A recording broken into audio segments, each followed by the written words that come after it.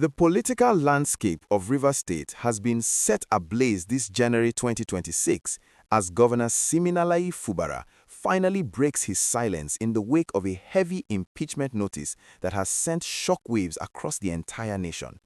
Just a few days ago, on Thursday, January 8, 2026, the Rivers State House of Assembly, led by Speaker Martin Amaewhule, officially moved to remove the governor and his deputy, Professor Ngozi Odu, from office.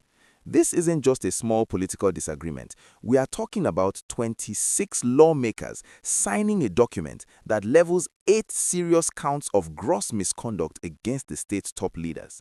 The allegations are quite heavy, ranging from claims of unconstitutional spending and withdrawing funds from the Consolidated Revenue Fund without any legislative approval, to making illegal appointments and even disregarding judicial rulings.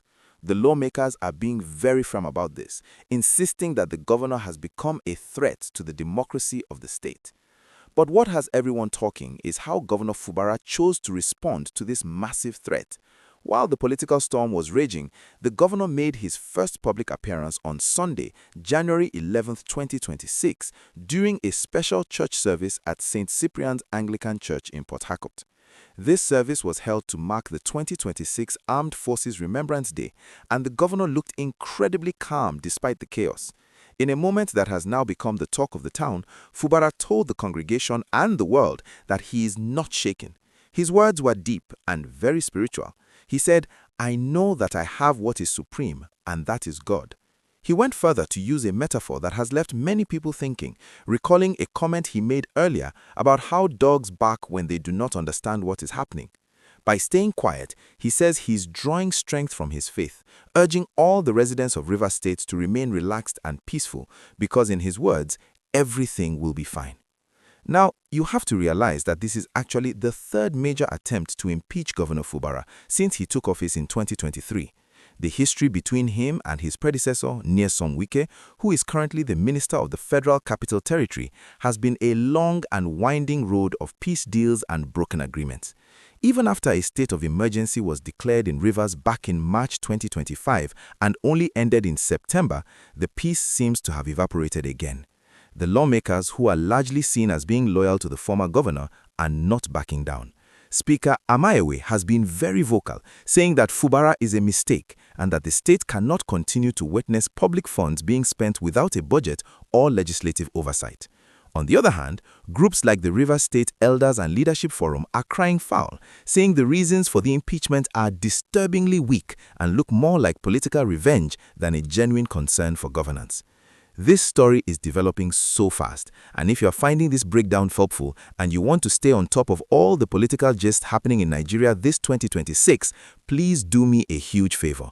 Move your mouse or your finger and hit that like button right now. Also, make sure you hit the subscribe button and turn on the notification bell. It really helps the channel grow and ensures you never miss out on these important stories that affect our country.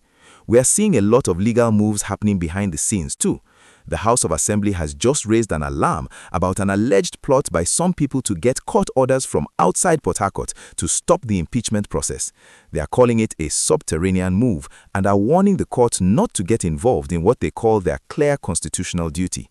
Even the APC, which the governor recently defected to in search of political cover, seems divided, with some members calling for the process to be stopped to avoid total chaos in the state.